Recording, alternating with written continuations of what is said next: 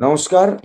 আমরা যোগ্য শিক্ষক শিক্ষিকা অধিকার মঞ্চের পক্ষ থেকে আজকে এই লাইভে আমরা আসলাম, হয়তো অনেকটাই দেরি হলো। প্রথমত আপনাদের জানিয়ে রাখি যে আমরা এই যে নোটিফিকেশন এবং গেজেট জোর করে আমাদের উপর চাপিয়ে আমাদেরকে পরীক্ষার পথে ঠেলে দিতে হচ্ছে রিভিউ রেজাল্ট না দেখে, সরকারের এই অশুভ যে মনোবৃত্তি আমরা সেটাকে ঠিকমতো নেইনি। তাই আমরা ইমিডিয়েট হাইকোর্টে এই যে নতুন যে গেজেট এবং নোটিফিকেশন তারা পাবলিশ করেছে তার এগনেস্টে আমরা 4টে কেস করেছি মঞ্চের পক্ষ থেকে। যেমন WPA 13160/2005, WPA 13476, WPA 12713, এই ধরনের এগুলো আমাদের আসলে কেস নাম্বার যেগুলোতে আমরা করেছি, এবং 4খানা কেস আমাদের পক্ষ থেকে হয়েছে। 4খানা কেস আমরা বিভিন্ন বিভিন্ন গ্রাউন্ড এবং বিভিন্ন বিভিন্ন স্ট্র্যাটেজি নিয়ে করেছি। মাননীয় প্রতীকধর মহাশয়, অনিন্দ মিত্র মহাশয় সহ আরো একাধিক আইনজীবী, আমরা সিনিয়র আইনজীবী দিয়ে এইগুলোকে ডিল করছি। আগামীকাল 10:30টার সময় মঞ্চের পক্ষ থেকে আমরা এই কেসটাকে মেনশন করাচ্ছি। আপনারা জানেন ইতিমধ্যে দুবার মেনশন করানো হয়েছে, একটা সুব্রপ্রকাশ লাহিড়ীর পক্ষ থেকে, একটা বিকাশ রঞ্জন বাবুদের পক্ষ থেকে মেনশন করানো হয়েছিল, কিন্তু যেহেতু সেগুলোকে সরিয়ে দেওয়া হয়েছে, একটা স্পেশাল বেঞ্চ থেকে সরিয়ে দেওয়া হয়েছিল যে না এখন হবে না, আর রিসেন্টলি আর একটা মেনশন করানো হয়েছিল, সেখানেও তিনি অ্যাকসেপ্ট করেননি। তো জানি না, আমরা নতুন ভাবে মানে সিনিয়র আইনজীবী, হাইকোর্টের সবচেয়ে প্রবীণ আইনজীবী, বর্ষিয়ান আইনজীবী, প্রাক্তন অ্যাডভোকেট জেনারেল, তাকে দিয়ে আমরা কালকে চেষ্টা করছি মেনশন করিয়ে যাতে কেসটা ওঠে। আর এই যে আমরা চেষ্টা করছি, হঠাৎ অনেকে বলছেন যে ডাইরেক্ট এটা সুপ্রিম কোর্টে কেন যাওয়া হলো না।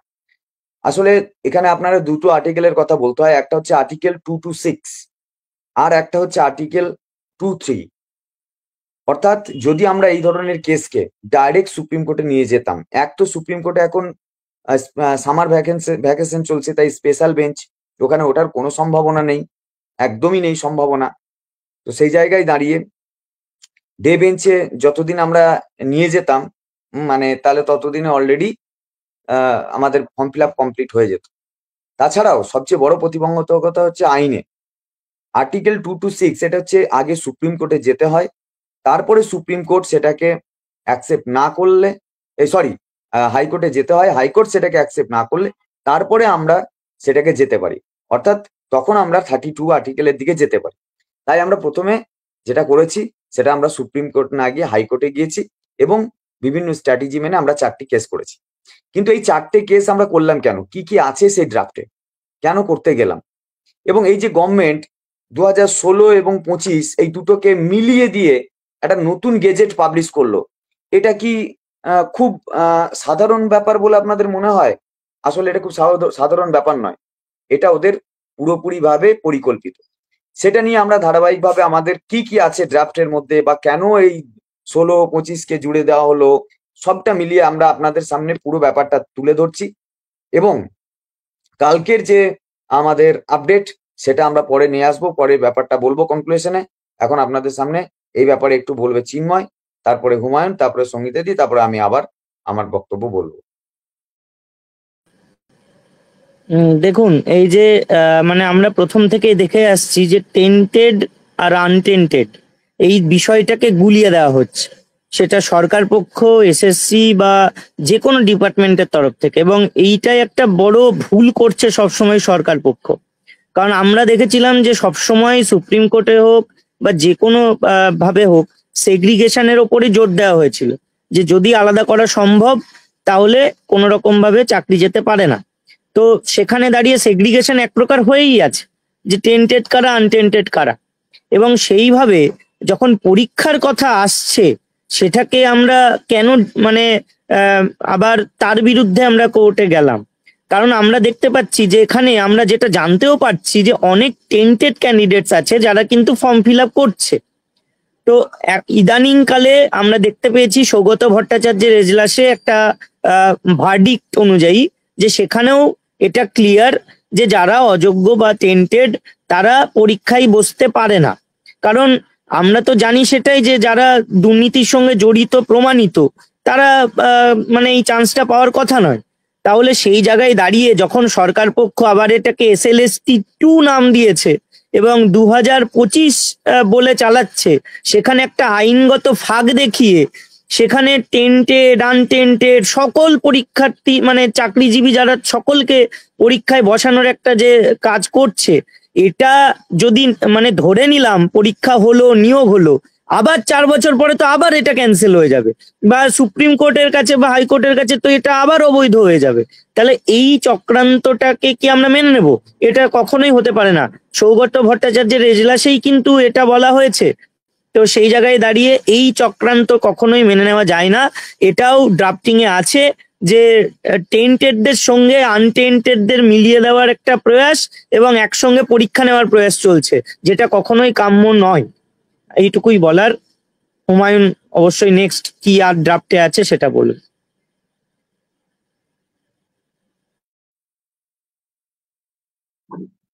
আর একটা বিষয় হলো, যে গভর্নমেন্ট 30 তারিখে নোটিফিকেশন বার করেছিল, সেখানে এমনিতেও অনেক ভায়োলেশন হয়েছে অর্ডারের। সেখানে সুপ্রিম কোর্ট হোক বা হাইকোর্ট হোক, আর একটা কথা বলা হয়েছিল ডিক্লেয়ার্ড ভ্যাকেন্সি বা অ্যাফোরসেড ভ্যাকেন্সি। তো সেটাও কিন্তু মানেনি। তো আমাদের এটাও একটা দাবি যে অনলি 2016 কে নিয়ে অ্যাফোরসেড ভ্যাকেন্সি বা ডিক্লেয়ার্ড ভ্যাকেন্সি, সেই ভ্যাকেন্সিতে রিক্রুটমেন্ট করা হোক। দরকার হলে গভর্নমেন্ট এই যে টোটাল রিক্রুটমেন্টকে দুটো সেগমেন্টে ভাগ করুক।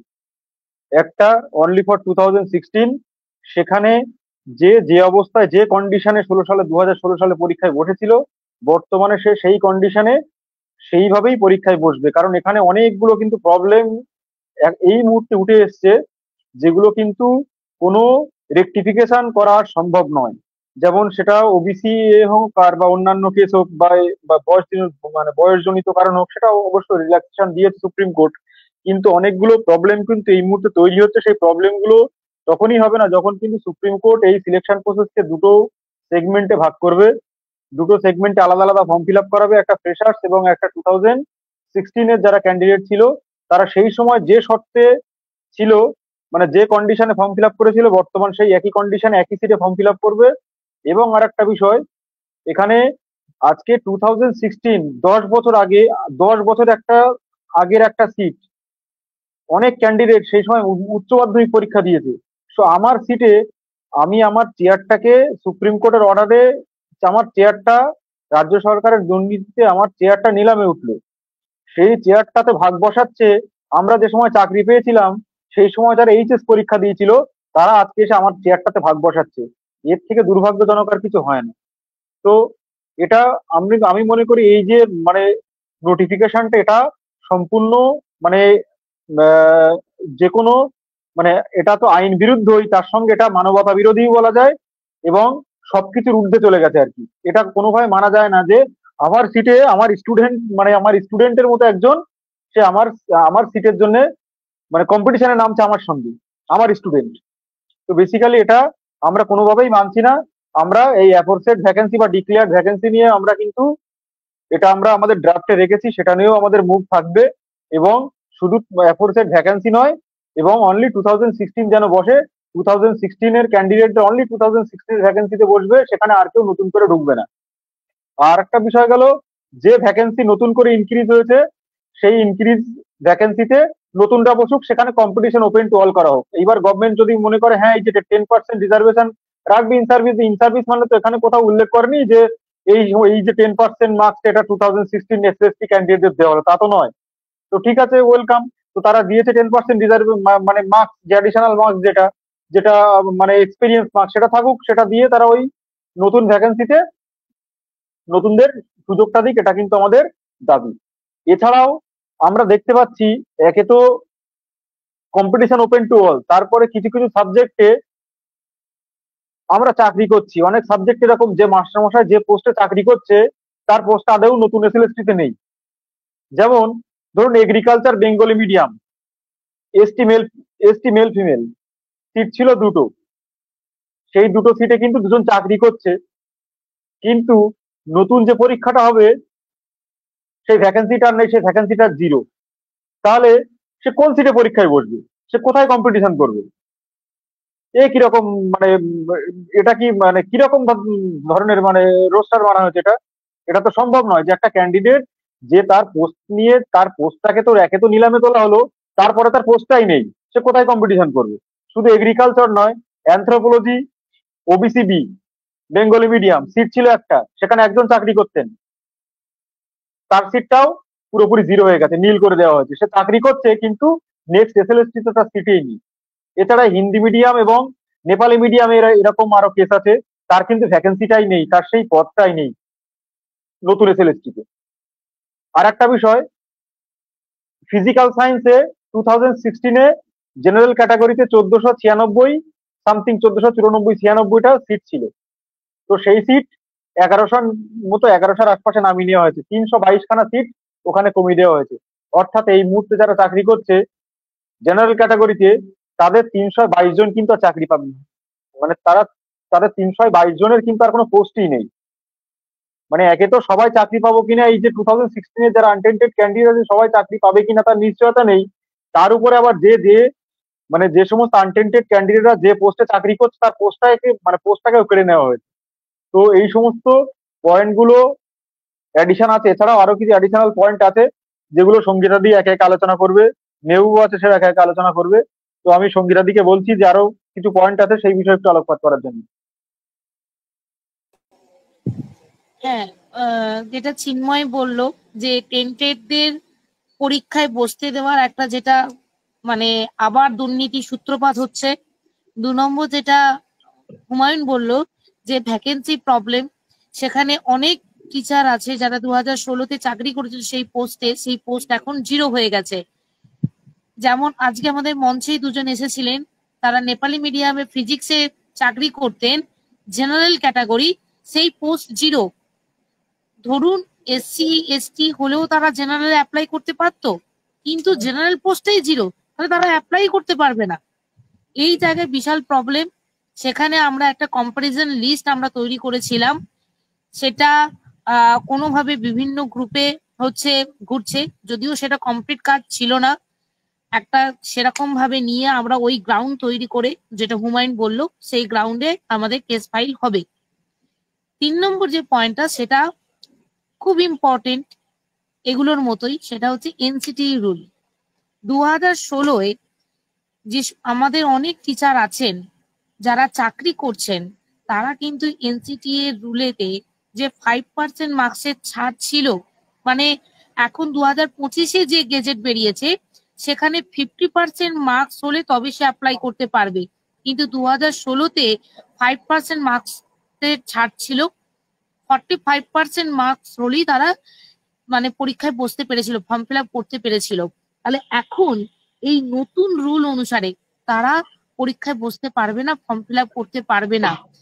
তাহলে সুপ্রিম কোর্টের জাজমেন্ট অনুসারে not specifically found to be টেন্টেডরা পরীক্ষায় বসতে পারবে।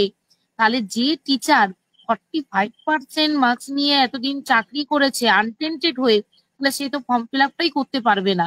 এই গ্রাউন্ডে আমাদের একটা কেস হচ্ছে। বাকিটা মেহবুব বলে দাও। আচ্ছা, আর একটা বিষয় সেটা হচ্ছে মানে ফ্রেশার্সরাও কিন্তু কয়েকটা কেস করেছে, যেটা জানতে পারছি। সেটার ব্যাপার হচ্ছে যে ওরা যেটা বলতে চাইছে একদমই সঠিক তাদের দিক থেকেও, যে এই যে নোটিফিকেশন সেখানে লেখা তো যে মানে subject to the outcome of the review, তো রিভিউ এর ওপরে ডিপেন্ড করবে। তো আমি যদি একজন ফ্রেশার্স হতাম তাহলে ওদের মতোই চিন্তা ভাবনা আমারও থাকতো, যে এত বছর পরে একটা নিয়োগ হচ্ছে, এত বছর ধরে হয়নি, সেখানে গিয়েও আমাকে একটা মানে আইনের টানাপোড়েনের মধ্যে থেকে পরীক্ষা দিতে হবে। এর আদৌ কোনো নিয়োগ হবে কি হবে না, বা পরবর্তীতে এটাও আবার বাতিল হবে না তার কোনো গ্যারেন্টি নেই, কারণ পরে গিয়ে দেখা গেল সুপ্রিম কোর্ট রায় দিল যে কিছু একটা রিভিউয়ে, এবং সেখানে গিয়ে এটাও বাতিল হলো।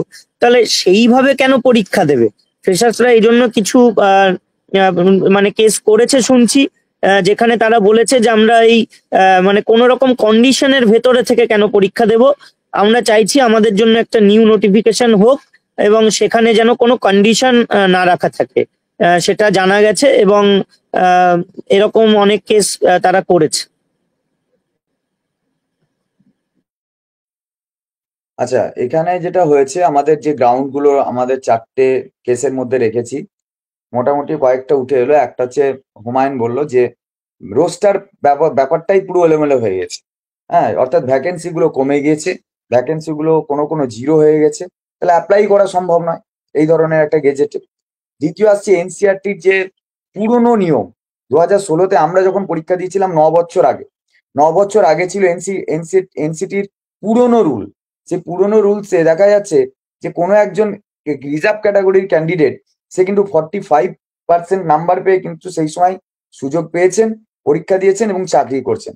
যে এই নিয়মে কিন্তু এখন আর সে সেই সুযোগটা পাচ্ছে না, অথচ সুপ্রিম কোর্ট বলছে যে এ পরীক্ষা দেবে। তাহলে এই দুটো কন্ট্রাডিক্টরি হচ্ছে, নতুন গেজেট ভার্সেস ভার্ডিক্ট।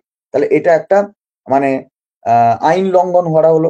এটা আমাদের একটা গেজেটের বিষয়, মানে ইয়ে কেসের ম্যাটার, যেটা দিয়ে আমরা এটাকে একটা স্টের দিকে নিয়ে যেতে চাইছি একটা।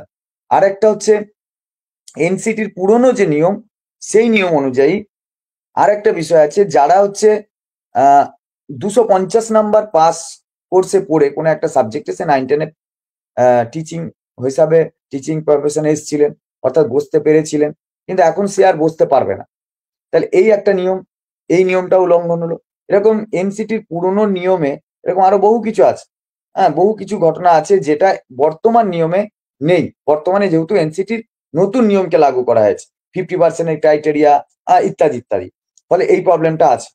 আচ্ছা, আর হচ্ছে যে ওবিসির এখন একটা মামলা আমরা জানি যে সুপ্রিম কোর্টে আটকে আছে, এবং বর্তমানে ওবিসিটা আবার একটা সংযোজন রাজ্য বিধানসভা করেছিল। সেটা কি, সেটা একটা রেকটিফাই করার চেষ্টা করেছিল তালিকা। সেখানে দেখা গেল যে ওবিসি এ যারা পুরনো ছিল তারা ওবিসি এর বিতে চলে এসছে, যারা বিতে ছিল তারা এতে চলে এসছে। এই সমস্যাগুলো আছে।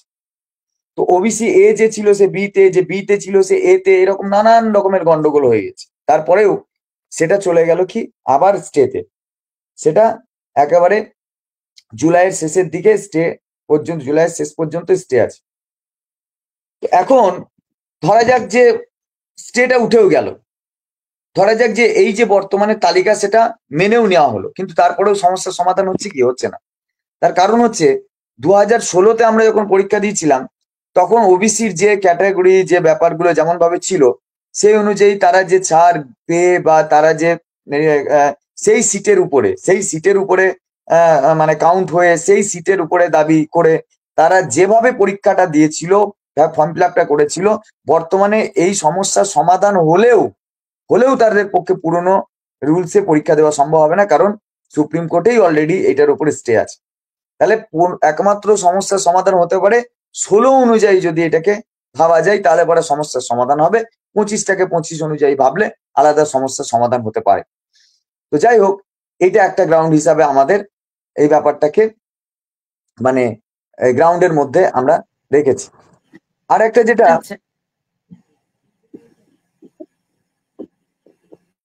কি হলো বলো, একটা গ্রাউন্ড আমি বলতে মিস করেছি, সেটা হচ্ছে মিডিয়াম। মিডিয়ামটা যদি মেহবুব বলো তো বলে দাও, আর নাহলে আমি বলে দিচ্ছি। মিডিয়াম, আগে যে মিডিয়াম ছিল, যে বেঙ্গলি মিডিয়ামে যে আমাদের যে এক্সাম হতো, সেখানে উল্লেখ ছিল 2016 গেজেট অনুসারে ফার্স্ট ল্যাঙ্গুয়েজ বা সেকেন্ড ল্যাঙ্গুয়েজ মানে গ্র্যাজুয়েশন এবং মাস্টার ডিগ্রিতে থাকলে তবে অ্যাপ্লাই করা যেত। এখন যেটা বলছে, যদি পোস্ট গ্রাজুয়েটের কেউ 50 মানে 50 মার্কসের যদি বেঙ্গলি করে থাকে, তাহলে সেও বেঙ্গলি মিডিয়ামে অ্যাপ্লাই করতে পারবে। তার মানে আদার স্টেটের ক্যান্ডিডেটও এখানে হচ্ছে আমাদের ওই বেঙ্গলি মিডিয়ামে অ্যাপ্লাই করতে পারবে। তার মানে সেখানে মানে পোস্ট মানে যে বেঙ্গলি মিডিয়াম নিয়ে যেটা বা নেপালি বা অন্যান্য যে সমস্ত মিডিয়াম নিয়ে, এটা সবার ক্ষেত্রেই এটা প্রযোজ্য হবে। তাহলে মিডিয়াম নিয়ে একটা কিন্তু বড় কিন্তু জল্পনা চলছে এখানে। আমরা একটা আইন অনুযায়ী একটা স্ট্র্যাটেজি নিয়ে আমরা এগোচ্ছি। আমরা যারা রিভিউ পিটিশনার হিসাবে আছি, আমাদের লয়ারের সাজেশন অনুযায়ী যারা আমাদের রিভিউ পিটিশনে অংশগ্রহণ করেননি, তাদেরকে আমরা রিড ফাইলের মধ্যে রেখেছি। এই ফাইলে কারণ আমরা পরীক্ষার মধ্যে যেতে চাইছি না কোনোভাবেই। আর যাদেরকে আমরা রিভিউ পিটিশনের অংশীদার করেছি, মানে করিনি, রিভিউ পিটিশন যারা করেনি তারাই এখানে অংশগ্রহণ করেছে এবং রিট ফাইলটা করেছে। কারণ অনেকে বলছেন যে ভাই আমি তো ওবিসি ক্যান্ডিডেট।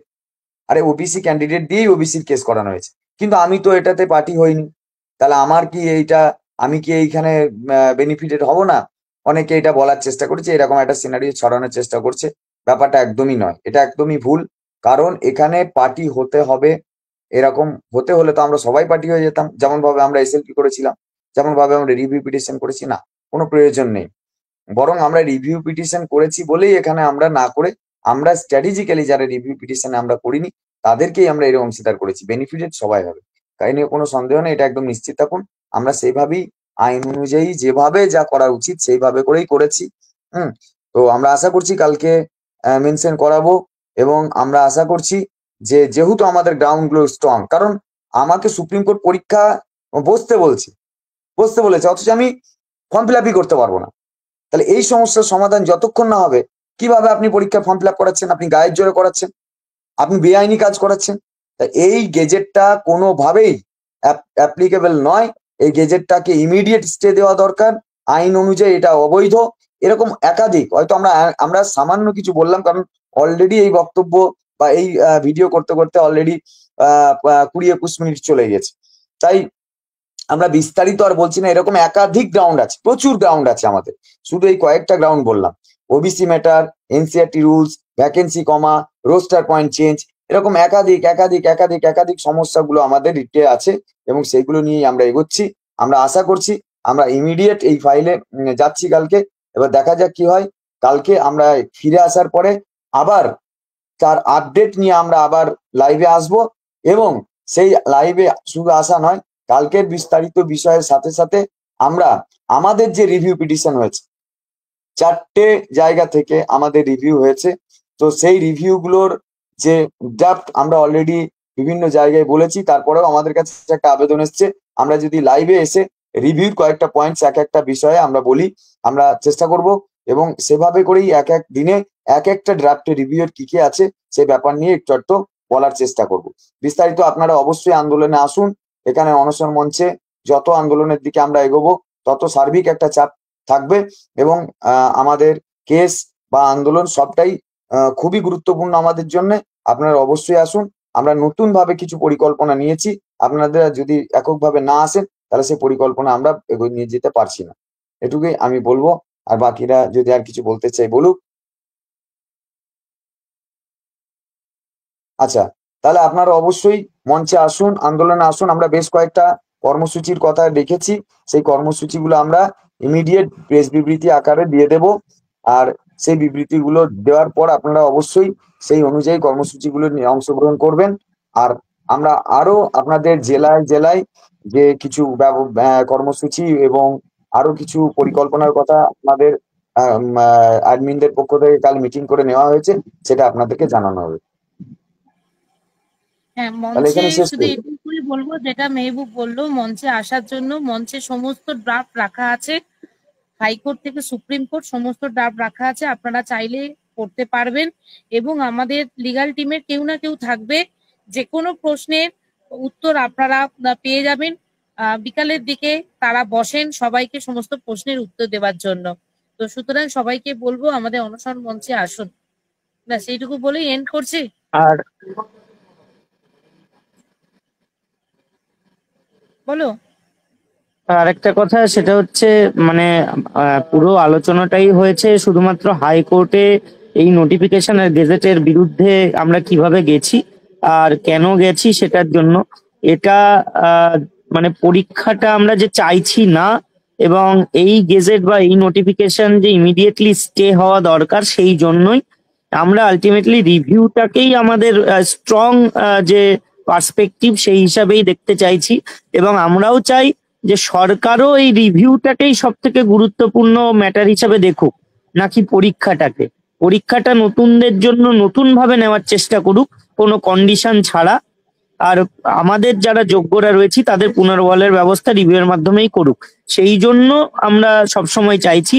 এবং এটাই আমাদের মানে মেন মোটিভ, তাছাড়া এই পরীক্ষাটা যাতে না দিতে হয় বা এর যে ভুল ভ্রান্তিগুলো সেগুলো তুলে ধরে হাইকোর্টে কিভাবে স্টে আনা যায় সেই জন্যই আমাদের এই মানে স্ট্রিমইয়ার্ডের এই ভিডিও করা, আপনাদেরকে জানানো।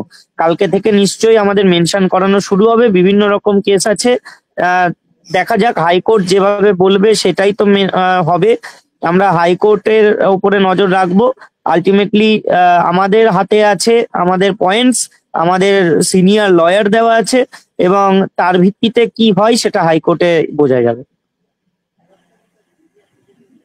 আচ্ছা, আর একটা অ্যাডিশনাল একটা ইনফরমেশন সবাইকে দিয়ে রাখি, সেটা হচ্ছে আজকে আমরা বিভিন্ন গ্রুপগুলোতে আমাদের যে রিভিউ ফাইলগুলো হয়েছিল, 44টা রিভিউ ফাইল এবং হাইকোর্টের যে 4টে কেস, সেই 4টে কেসের কিন্তু ডিটেলস, কার নামে কেস হয়েছে এবং তার ডায়েরি নাম্বার ডিটেলস দিয়ে দিয়েছি বিভিন্ন ভেরিফাইড গ্রুপগুলোতে।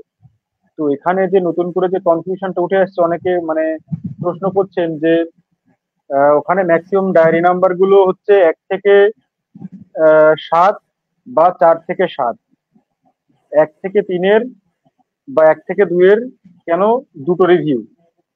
তো বেসিক্যালি বিষয়টা ওরকম নয়। আমাদের মূল ড্রাফট কিন্তু একই, 3 রকম ড্রাফট, একটা 1 থেকে 3 বা 1 থেকে 2 এক ধরনের ড্রাফট, 3 থেকে 7 এক ধরনের ড্রাফট, আর 1 থেকে 7 এক ধরনের ড্রাফট।